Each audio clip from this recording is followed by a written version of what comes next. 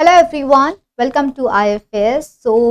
अगर हम बात करते हैं हमारे इस आईआईटी जैम बायोटेक्नोलॉजी एग्ज़ाम की, तो this exam is very important. यहाँ पे आपको 3 तरीके के क्वेश्चंस पूछे जाते हैं, जिसमें से सबसे ज़्यादा वेटेज होता है एमसीक्यूज़ का। 50% वेटेज हमारे एमसीक्यूज़ का होता है और उस टाइप के क्वेश्चंस, उन पैटर्न के क्वेश्चंस की प्रैक्टिस आपको डेली करवाया जा रहा है हमारे ऐप में। तो जाइएगा हमारी ऐप पे या आप हमारे वेबसाइट पे भी जाके सॉल्व कर सकते हो। जाके आप पहले इन सारे क्वेश्चन को खुद से ट्राई करो, उसके बाद ही आप आराम से इनका वीडियो सॉल्यूशंस देखना।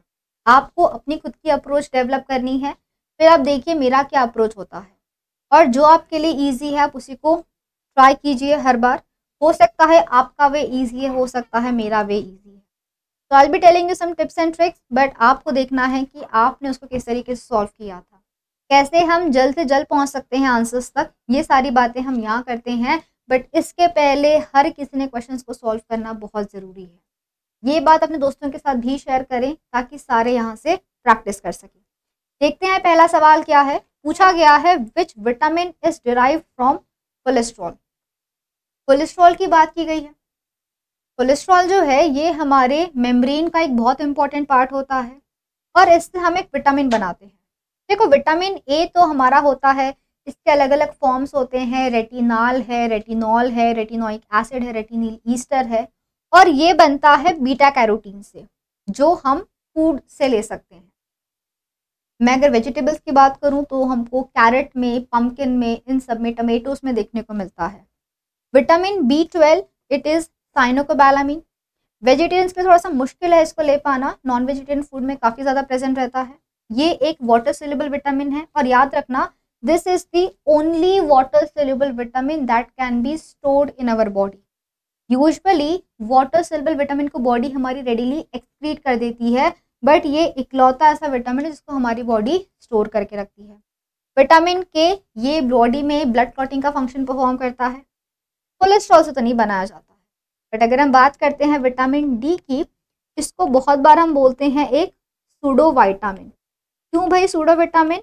क्योंकि विटामिन जो है they are some vital things, they are some essential things जो हमको बाहर से कंज्यूम करना होता है। बट विटामिन डी इकलौता ऐसा विटामिन है जिसको हमारी बॉडी अंडर सम कंडीशंस बना सकती है। क्या इसके अलावा और कोई विटामिन है जिसको हमारी बॉडी बना सकती है? Please tell me. If yes, give the name of the vitamin. If no, do mention it in the comment box. तो विटामिन डी को हम एक फॉल्स विटामिन बोलते हैं क्योंकि एक इकलौता सा विटामिन है, इकलौता या कुछ और भी है, आई डोंट नो। तो ये विटामिन को बच्चों हम कोलेस्ट्रॉल से बना सकते हैं। कुछ कोल कैल्सीफेरॉल ये कुछ हमारे ऑर्गन्स में जाता है और वहाँ पे हम इससे विटामिन डी का जो एक्टिव फॉर्म है वो बनाया जा सकता है। Vitamin D is important for calcium reabsorption and all those function. तो हम बोलते हैं ना बोन्स के लिए इंपॉर्टेंट है vitamin D, that is how. बढ़ते हैं आगे। Starch and glycogen are both polymers of. देखो, स्टार्च और ग्लाइकोजन दोनों क्या है? दोनों हमारे स्टोरेज पॉलीसेकेराइड्स है। दोनों पॉलीसेकेराइड्स है ग्लूकोज के, और दोनों को हम इस्तेमाल करते हैं ग्लूकोज को स्टोर करने के लिए। डिफरेंस ये है कि स्टार्च जो है ये प्लांट्स में देखने को मिलता है और जो ग्लाइकोजन है बच्चों ये हमको एनिमल्स में देखने को मिलता है। सुक्रोज तो नहीं आएगा, डी ग्लूकोज ही आएगा।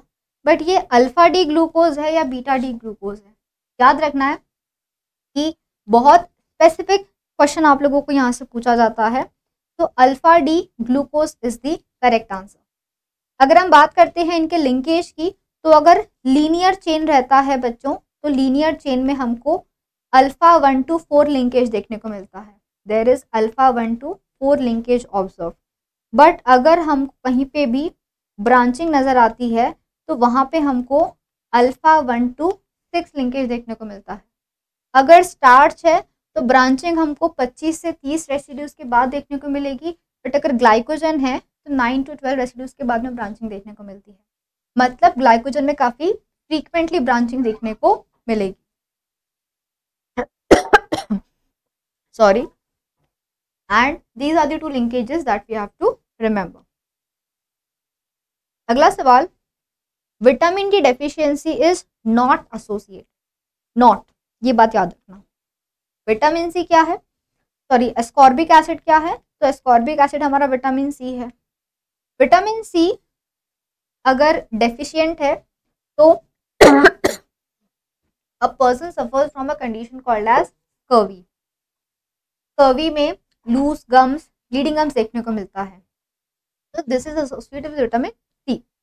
एंटीऑक्सीडेंट, यस, ये हमारा एंटीऑक्सीडेंट भी होता है, बॉडी से सारे फ्री रेडिकल्स को, रिएक्टिव ऑक्सीजन स्पीशीज को फिक्स करने में विटामिन सी हेल्प करता है। आपने देखेंगे बहुत सारे फेस वॉश वगैरह आते हैं vitamin C rich. Wound healing, yes, but अगर हम बात करते हैं बोन डिफॉर्मिटीज की, तो ये विटामिन सी से कनेक्शन नहीं रखता, ये विटामिन डी से रिलेटेड है, क्योंकि विटामिन डी जो है वो होता है बोन को रीअब्सॉर्ब करने में हेल्प करता है। तो अगर बोन में कुछ डिफॉर्मिटी हो रही है तो विटामिन डी के कम ज़्यादा होने की वजह से हो सकता है। विटामिन सी एंड बोन्स उतना नहीं कनेक्टेड है। Which of the following enzymes are not associated with the pyruvate dehydrogenase complex? हमारे बॉडी में क्या होता है, तो ग्लूकोज से आफ्टर मल्टीपल स्टेप्स बनाया जाता है पायरुवेट। ये पायरुवेट सीधा एंटर करता है जाके माइटोकॉन्ड्रिया में, जहाँ पे pyruvate is further converted to this acetyl coenzyme A. ये जो हमारा पायरुवेट है ये एक 3 कार्बन कंपाउंड है। This is converted to a 2 carbon compound. यहाँ से एक CO2 का एलिमिनेशन होता है। अब यहाँ पे जो हम एंजाइम का इस्तेमाल करते हैं वो होता है हमारा ये पायरुवेट डिहाइड्रोजनेज कॉम्प्लेक्स। तो पूछा गया इनमें से कौन सा फॉर्म इससे एसोसिएटेड नहीं है। देखा जाए तो बच्चों ये जो बायोटिन है this is actually a vitamin जो यहाँ काम नहीं आता है, but this NAD coenzyme ANFAD ये हमको यहाँ पे एसोसिएट होता हुआ नजर आता है। Which of the following enzymes are not regulated by the phosphorylation and dephosphorylation? ये जो एंजाइम है इसको आप फॉस्फोराइलेट करके एक्टिव फॉर्म में ला सकते हो या डीफॉस्फोराइलेशन से हम एंजाइम को इनएक्टिवेट भी करा सकते हैं।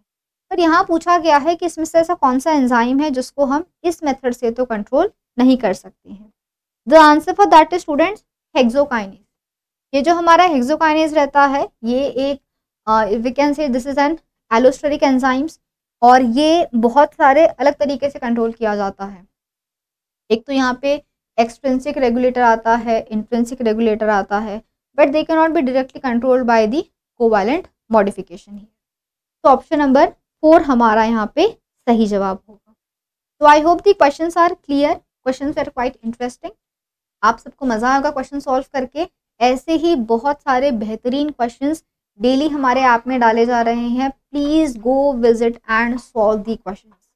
आपको हमारी वेबसाइट पे जाना है ifasonline.com और वहाँ जाके आपको IIT JAM में जाके बायोटेक्नोलॉजी सिलेक्ट करना है।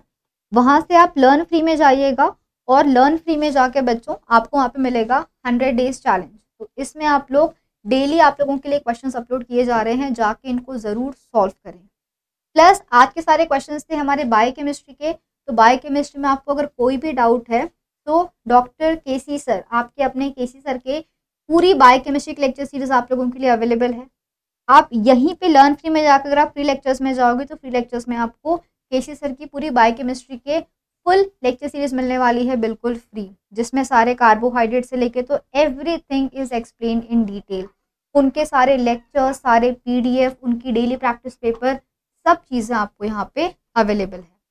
तो if you are targeting IIT JAM और GAT-B तो बायोकेमिस्ट्री पढ़ना बहुत इंपॉर्टेंट है। तो कम से कम उस लेक्चर सीरीज बहुत कम टाइम के लिए अवेलेबल है, वो एटलीस्ट उनको तो जाके आप एक्सेस करें और अपनी प्रिपरेशन को बिल्कुल वहाँ से बूस्टअप कीजिएगा, ठीक है। इसके अलावा काफ़ी सारा फ्री कंटेंट भी यहाँ पे अवेलेबल है हमारी ऐप के अंदर में। तो जाइएगा, जाके सबको एक्सेस करो, देखो IIT JAM अगर आप टारगेट कर रहे हो, GAT-B आप टारगेट कर रहे हो, क्या था पिछले साल का कट ऑफ, आपको कितना स्कोर करना है, पेपर का लेवल क्या होता है। तो जाके आप लोग वहाँ से पूरा हमारा PYQ के सारे PDF आपको वहाँ पे मिल जाएंगे। पेपर्स आप लोगों के लिए प्रॉपरली अवेलेबल है, तो उनको डाउनलोड करें, उनको सॉल्व करें, चेक करें कितना आपको आता है, क्या लेवल डिफ़िकल्टी का रहा है, and according to that you can continue with your practice. तो I will see you all soon. कल भी आप डिस्कशन देखने के पहले make sure that you are solving the questions by yourself. फिर देखें आपने क्या सोचा था, मैंने क्या सोच के आंसर निकाला है, and then that's how you will develop solving the questions. See all soon बच्चों, have a great day and a very happy learning.